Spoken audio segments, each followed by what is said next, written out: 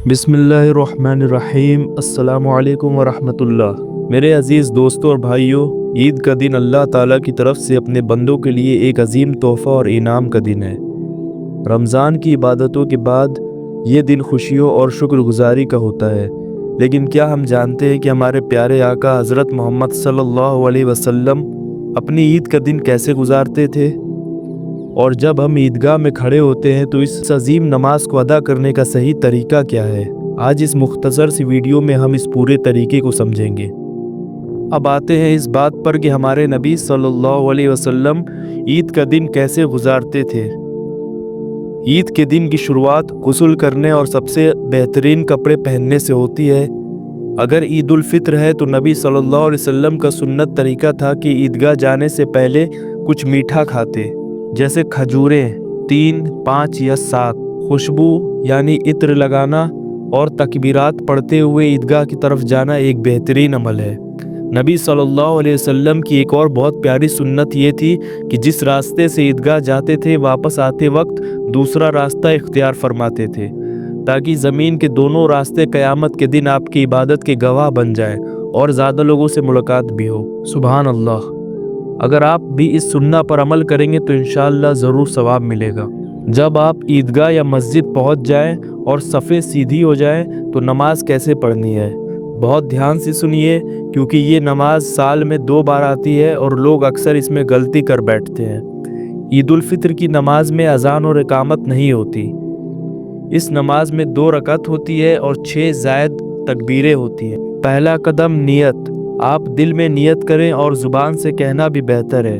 नियत की मैंने 2 रकात नमाज ईद उल फित्र की वाजिब 6 ज़ायद तकबीरों के साथ वास्ते अल्लाह ताला के पीछे इस इमाम के मुँह मेरा काबा शरीफ की तरफ अल्लाहु अकबर। एक बार और सुने। नियत की मैंने 2 रकात नमाज ईद उल फित्र की वाजिब 6 ज़ायद तकबीरों के साथ वास्ते अल्लाह ताला के पीछे इस इमाम के मुँह मेरा काबा शरीफ की तरफ अल्लाहु अकबर। अब पहली रकात इमाम साहब अल्लाहु अकबर कहकर हाथ बांध लेंगे, आप भी इमाम के पीछे हाथ बांध लीजिए। अब नमाज में जो सना पढ़ी जाती है वो पढ़ें। इसके बाद इमाम साहब 3 ज़ायद तकबीरें कहेंगे। पहली तकबीर में इमाम के साथ हाथ कानों तक उठाएं और छोड़ दें। दूसरी तकबीर में भी हाथ उठाएं और छोड़ दें। तीसरी तकबीर में हाथ उठाएं और फिर बांध लें। आसान पहचान ये है कि जहाँ किरात शुरू हो वहाँ हाथ बांध लेना है। इसके बाद इमाम साहब सूरे फातिहा और कोई सूरे पढ़ेंगे, फिर रुकू और सजदा करके पहली रकात मुकम्मल करेंगे। दूसरी रकात जब इमाम साहब दूसरी रकात के लिए खड़े होंगे तो पहले किरात करेंगे, सूरे फातिहा और कोई सूरे मिलाएंगे। उसके बाद रुकू में जाने से पहले इमाम साहब फिर 3 ज़ायद तकबीरें कहेंगे। पहली तकबीर हाथ उठाएं और छोड़ दें।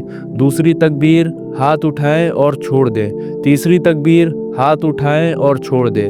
अब चौथी तकबीर कही जाएगी, लेकिन इसमें हाथ कानों तक नहीं उठाना बल्कि सीधे रुकू में चले जाना है। उसके बाद सजदा, तशहुद, दरूद और दुआ के बाद नमाज मुकम्मल की जाएगी। नमाज के फ़ौरन बाद इमाम साहब ईद का खुतबा देंगे। कुछ लोग नमाज पढ़ते ही उठकर चले जाते हैं, ये बिल्कुल गलत है। अपनी जगह पर खामोशी से बैठे रहें और दोनों खुतबे ध्यान से सुनें। खुतबा ख़त्म होने के बाद ही आपस में ईद मिलना शुरू करें। एक और बात, ईद का दिन सिर्फ खाने पीने और नए कपड़े पहनने का दिन नहीं है मेरे दोस्तों। अगर वक्त मिले तो सूरे अल आला और सूरे अल गाशिया की तिलावत अफजल है, क्योंकि नबी सल्लल्लाहु अलैहि वसल्लम ईद की नमाज में अक्सर इन्हीं सूरतों की किरत फरमाते थे। कसरत से इस्तगफार करें कि अल्लाह हमारे रमज़ान की इबादतों को कबूल फरमा ले। ख़ास नेक काम, ईद के दिन गरीबों मिस्कीनों को अपनी खुशियों में शामिल करना सबसे अफजल काम है। ईद उल फित्र है तो नमाज से पहले सदक़े फ़ित्र ज़रूर अदा करें। और सबसे बड़ी नेकी, आज के दिन अगर आप किसी से नाराज़ हैं तो आगे बढ़कर उसे गले लगा लीजिए। अल्लाह को वो बंदा बहुत पसंद है जो पहल करता है।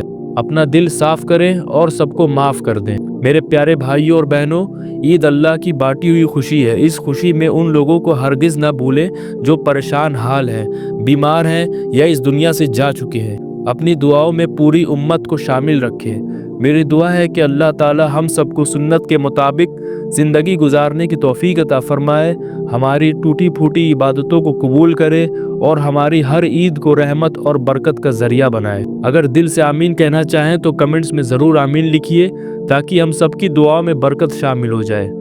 इस वीडियो से आपको कुछ नया सीखने को मिला हो तो इसे अपने दोस्तों, फैमिली और ग्रुप्स में ज़रूर शेयर करें, ताकि सब नमाज का सही तरीका सीख सकें, सवाब जारिया में अपना हिस्सा ज़रूर डालें और यूं ही दीनी मालूमात आप तक पहुंचती रहे, इसके लिए चैनल को सब्सक्राइब करें। इन्हीं सब बातों के साथ इस वीडियो का इख्तिताम होता है। अपनी दुआओं में याद रखिएगा।